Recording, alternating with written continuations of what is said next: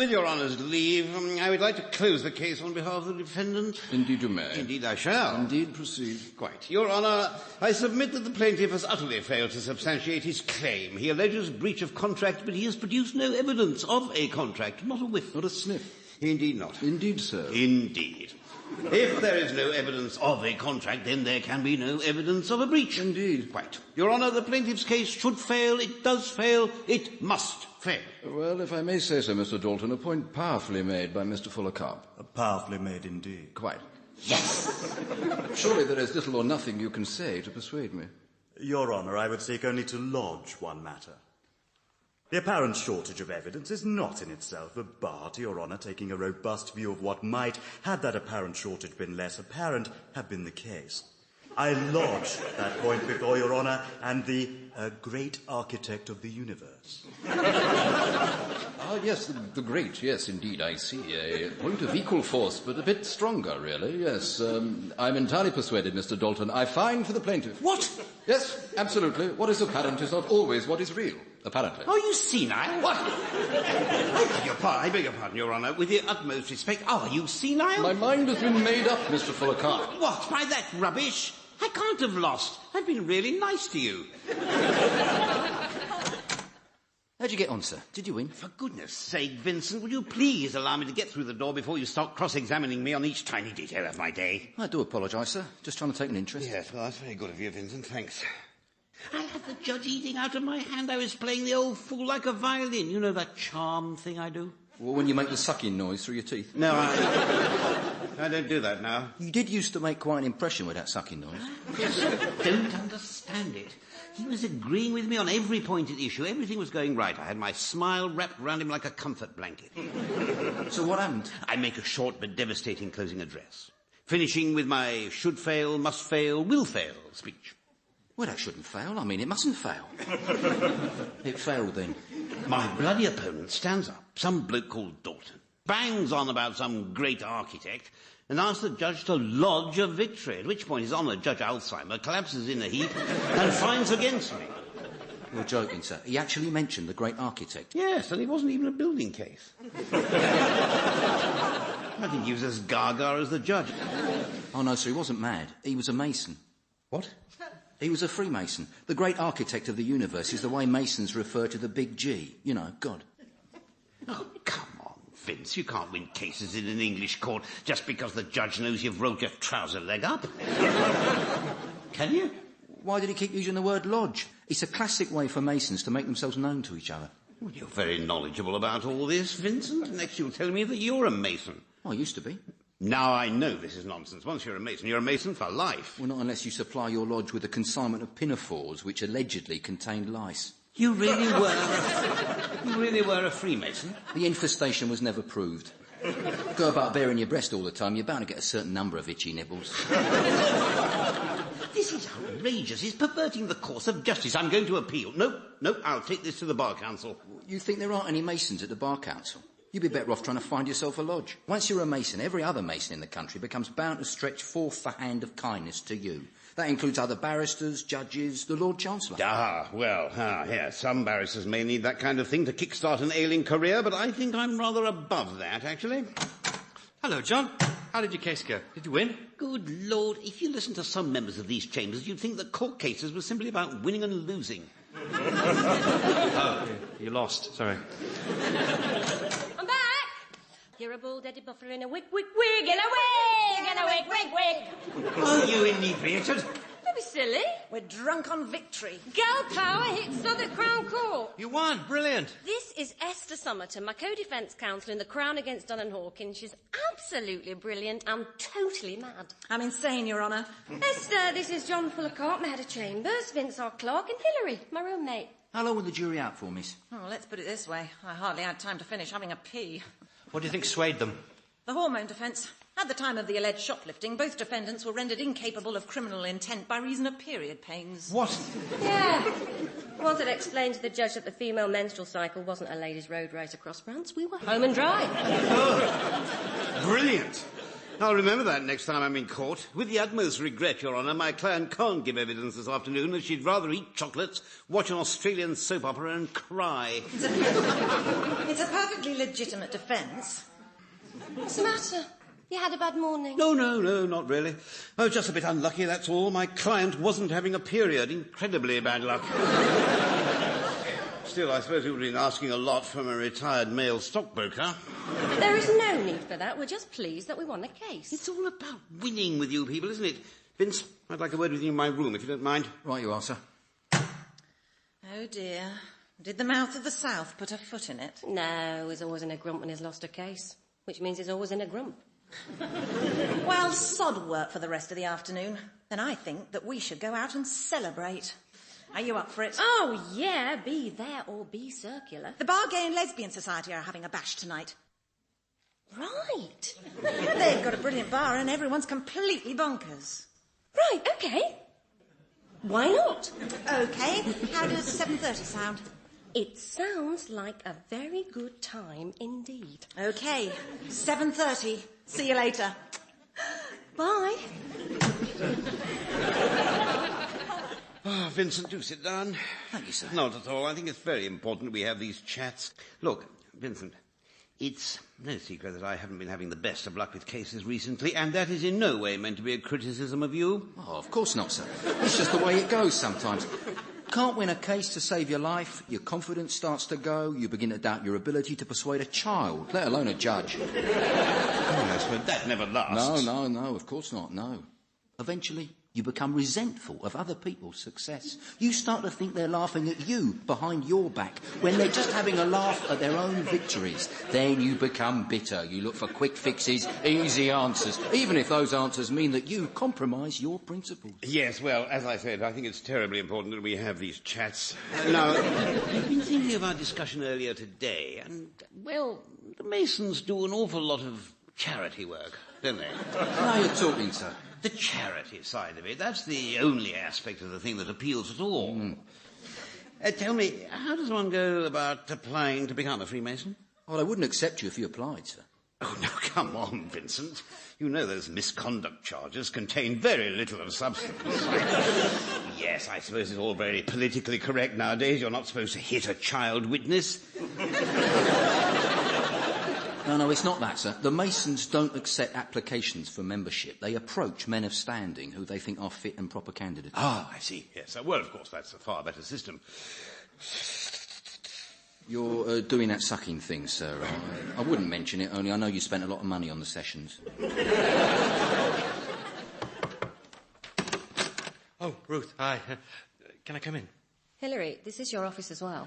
By the way, I thought your friend Esther was really nice. Yeah, she's great, isn't she? She's completely outrageous and a total mad person. It's brilliant the way you can meet another barrister at court and just hit it off immediately.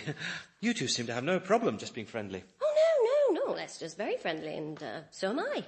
So there's no reason why we shouldn't really be friendly to each other. No, it's great. It's exactly what two friendly people would do. I know, it's really friendly.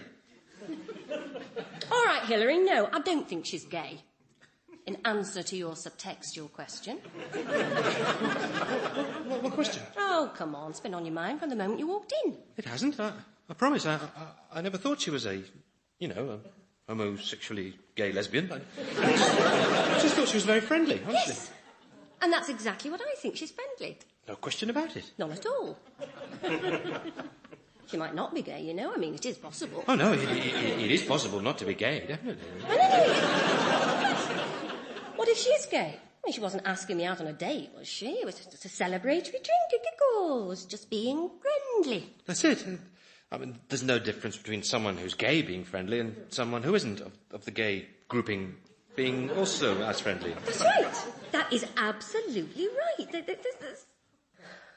Well, why does she suggest meeting at the Bar Gay and Lesbian Society bar tonight in the bar?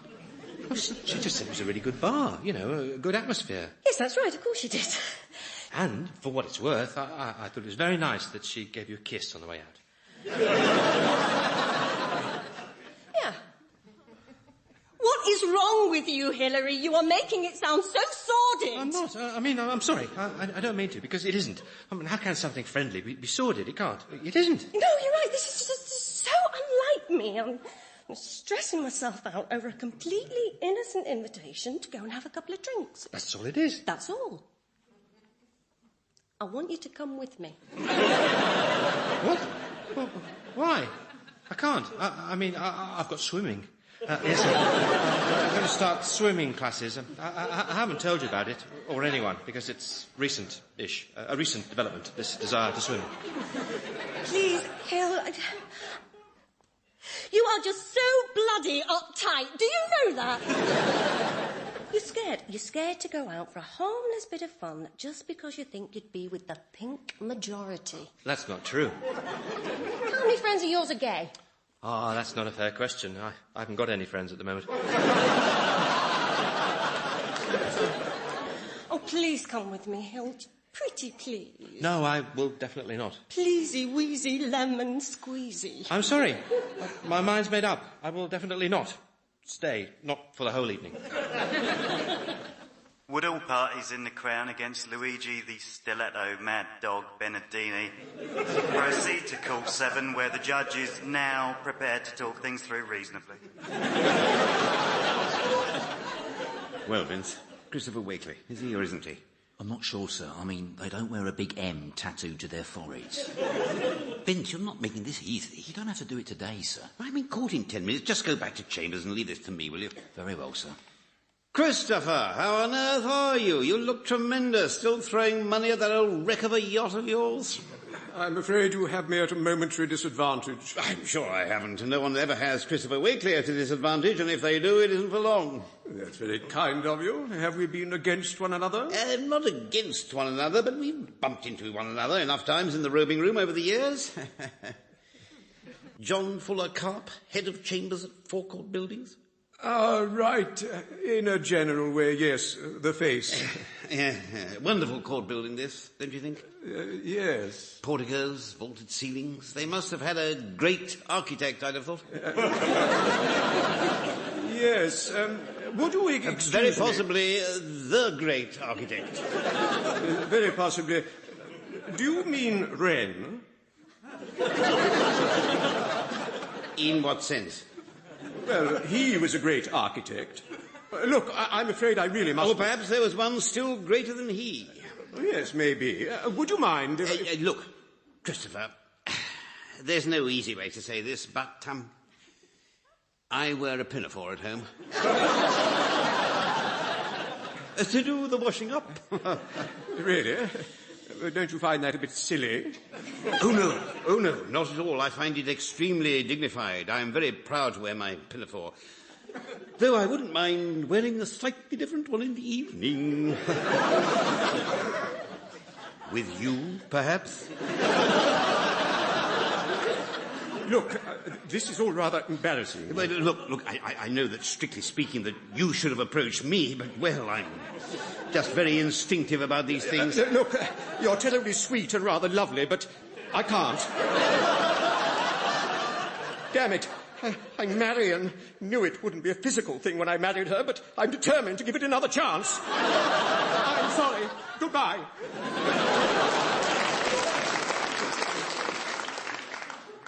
Extraordinary. Mr. Fullercar? Yes? Ashok Gupta. I'm prosecuting counsel in your case this afternoon. Oh, really? Well done. I think a lot more of you people should prosecute. Oh, no, sorry. That sounded awful. It wasn't meant to be. Sorry. Actually, my tobacconistization, wonderful, jolly fellow.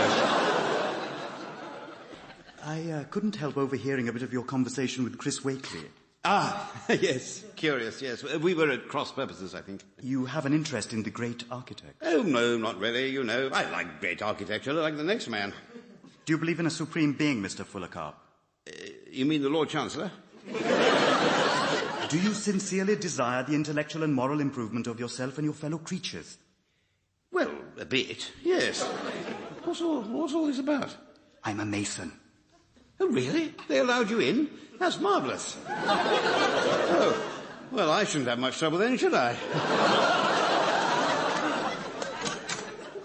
How'd you get on, sir? Did you find one? As a matter of fact, I didn't need to find one. I was approached. Oh, well done, sir. Yes, it was well done, and no thanks to you, honestly. I felt like an idiot wandering around the robing room in a wig gown and both trouser legs rolled up.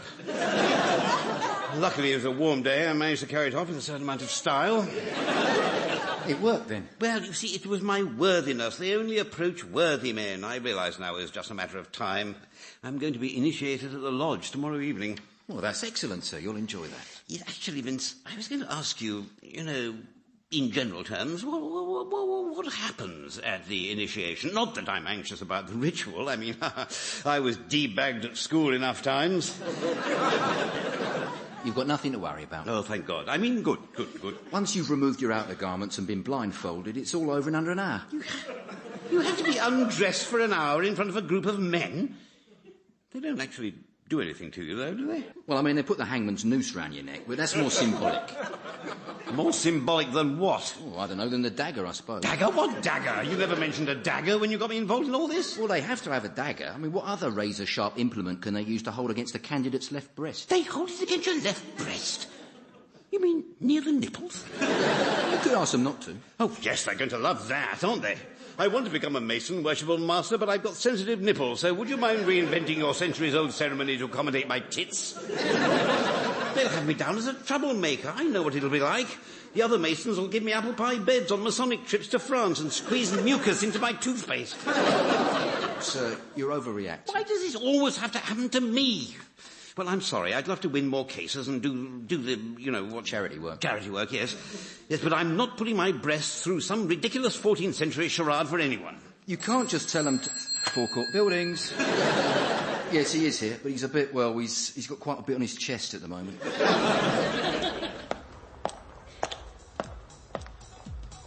you want to go in then, or what? Oh, it's okay, thanks. I'm waiting for a friend. Ruth, it's me, Hilary. Oh, Hilary!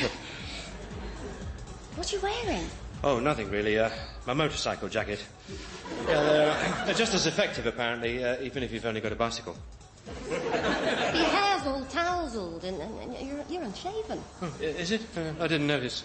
This is crazy. You don't have to put on an act just because we're going to a gay get-together, and you don't have to be paranoid. Hi, Ruthie, baby. You look fabulous. Yes! Well, thanks. Hell, Brill. I'm really glad you came as well. Oh, yeah, I'm really up for it. Come on, you nutters, let's go in. Come and have a drink, Ruth. There are some people at the bar I want you to meet. Right. You don't mind me carrying her off for a bit, do you, Hill? No way. In no way do I mind. No. Hilary! Judge Brearley. Hilary! Judge Brearley. What a nice surprise. How are you? Oh, fine. Fit. With all the sports. And I do quite a lot of logging outdoors as well. Really? Oh, yes. Chopping and chipping. Anyway, enough about me. I didn't realise that you were liked parties. You know what it's like? You see a judge on the bench and you're just going to think, oh, there's a judge who sits on the bench, not a person who, in his spare time, has made a lifestyle decision to go to parties. Hilary, are you talking about the fact that I'm gay?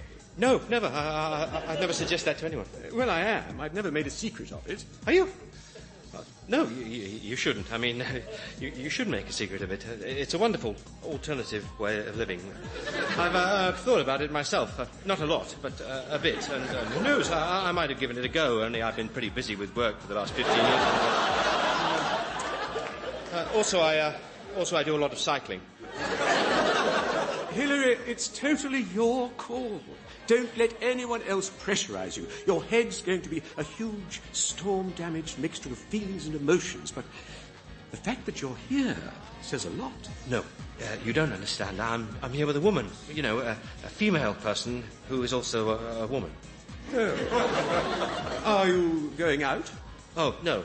Well, we're not going out. I mean, we could be going out biologically. There's nothing to stop that at all. It's just that we're not at the moment yet, but we might in the future. I think I'd rather like a drink. Look, Hilary, as long as you're true to yourself, whatever decision you make is the right one. Good luck. Thank you very much, Your Honour. 2 large martinis, and I told the barman not to stint on the large. I know. Let's do that thing with the olive. You know, where you try and pass it from mouth to mouth. It's totally insane. Oh, I don't know that game. What a shame. Sounds fun. Here, your head case. I'll show you. I know, don't. Don't show me. No, don't show me. Because it's not mad enough. Let's make it madder. Yes, that's right. Let's go to the opposite side of the rooms, yards apart, and throw the olive at each other and see if we can catch it in our mouths. Ruth Quirt, what planet are you from? Bradford originally, now fighting out of Notting Hill. My bones want to do that rhythm thing. Come on, let's have a bop. Why don't we just sit down and talk instead of doing what you just said? Oh, come on. Look, Esther, I'm sorry, I can't. Of course you can. No, Esther, I'm really sorry about that. Well, I think we've kind of got our wires crossed a bit. What are you talking about? Well, the thing is, I am mad, outrageous, and in that sense, I'm a fully paid-up crazy, really. I mean, and I'm bonkers. And I love all that, and sisters topping out over the guys and all that malarkey. So do I. I know, and that's brilliant. And that's why we get on like, well, it's not just a house on fire, but a whole housing estate that's also on fire. It's electric. An electric fire. Yes. And it's just that, well, I don't really go the extra mile. I mean, I'm sorry, because, I think the extra mile's great for the girls who go the extra mile, but it's just that I don't go it. A couple of yards maybe for a giggle, but that's it.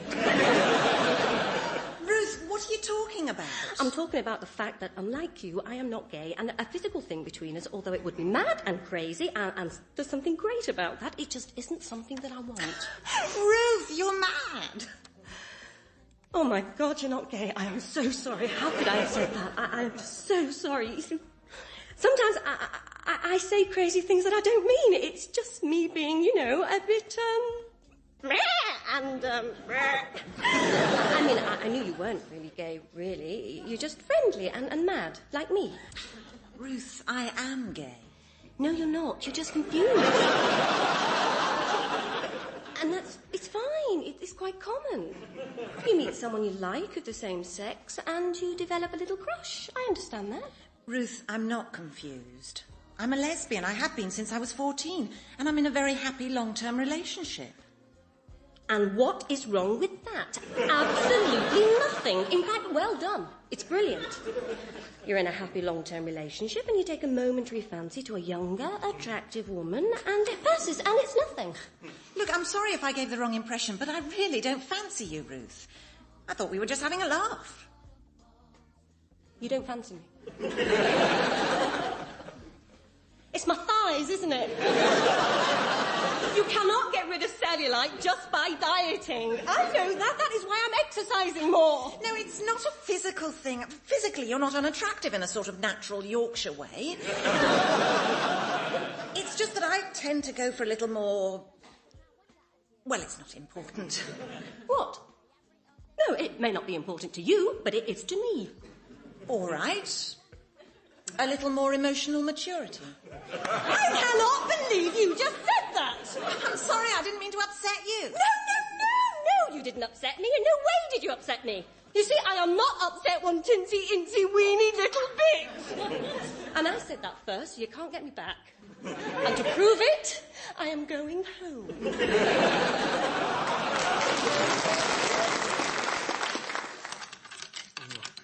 Bloody thing. John? What are you doing burgling your own chambers? Oh, I'm not. I was just having difficulty with my keys. You see, I've been wearing them out of my left trouser pocket all evening and I can't get them off. I was nearly arrested undoing my bicycle chain. Actually, it's kind of sign language. What does it mean? Oh, a lot of things, apparently. I've got a set of keys. Aren't pockets overrated? And I'm not available. I'm just here with a friend. I've been to the Bar Gay and Lesbian Society party. Oh, God, why haven't you told me before? I always put your behaviour down to social inadequacy. No, I'm not. I was just going as a favour to keep Ruth company. Ruth? Oh, well, that doesn't surprise me. When someone in a skirt calls you pal, well, it's a short step to full-blown lesbianism. Oh, no, Ruth was just there with a friend who she's just being friendly with. Anyway, what are you doing here so late? Yeah, well, I'm glad you asked that. And I'm glad you turned up, actually, because you turning up means you could do me a bit of a turn, actually. You see, well, I'm going to be initiated into the Freemasons tonight. The Freemasons? Would you mind coming with me? Go with you? To the initiation ceremony? Why do you need me there? Well, it's just that apparently they make you undress, wear an apron, put a noose round your neck and blindfold you. No, I'm not going with you. Definitely no. Why does everyone think I need to be taken out in the evenings? I have a landscape gardening class every other Monday, you know. Please, Hilary, I mean, this could be the best thing that's ever happened to my career, but, well, I'm apprehensive. No, and no. I'm not going in. I can't. I'm not a Mason. Just mingle. They won't notice. John, how are you? Let go of me, Hilary. Try look natural. Peter. Hilary. Judge Brearley. Hilary. Judge Brearley. This is extraordinary. Yes, it is. I had no idea you were a, I had no idea you were earlier, and I didn't know you were, Yes, I came on here from the Gay Soctu. I've been a member of the lodge for years. Look, Hilary, I've been kicking myself about what I said earlier. On the way over here, I kept saying to myself, butt out. Pardon? Butt out of other people's lives and decisions. But now, crumbs, how often do you meet someone who you've got so much in common with? Don't say anything, please. Hilary, just tell me I've given you something to think about.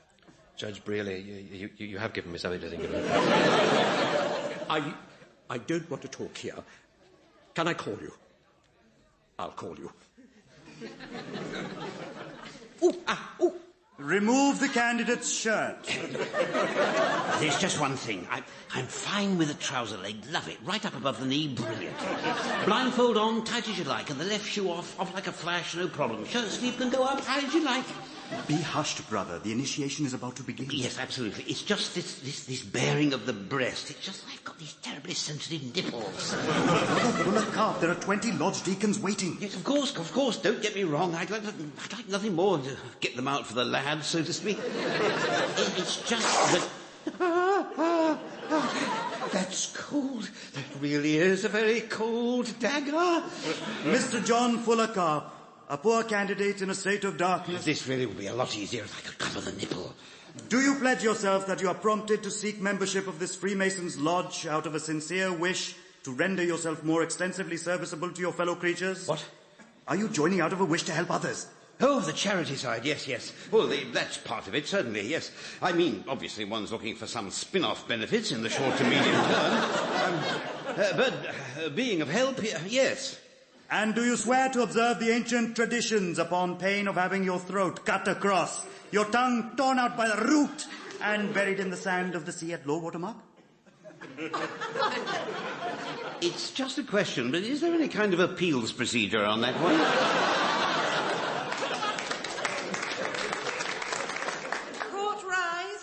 Are you sure the judge is a Mason? Please don't worry, Hilary. Our case is inviolable. You took a hell of a risk not cross-examining any of the prosecution witnesses. Would you care to bet money on that? Mr. Fullercarp. Your Honour, may I close what has been a long and difficult case by suggesting merely that here before the great architect of the universe, I formally lodge on the bare breast of justice the rolled-up trouser leg of my submission that the defendant, both man and elbow, is not, or should I say, noose guilty. Ushers, remove him from this court. What's wrong? What?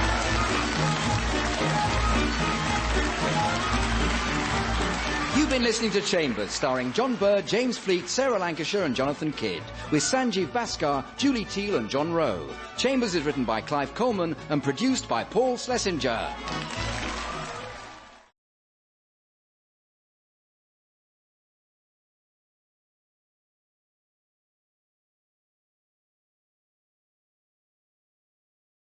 With Your Honour's leave, I would like to close the case on behalf of the defendant. Indeed you may. Indeed I shall. Indeed, proceed. Quite. Your Honour, I submit that the plaintiff has utterly failed to substantiate his claim. He alleges breach of contract, but he has produced no evidence of a contract, not a whiff. Not a sniff. Indeed not. Indeed so. Indeed.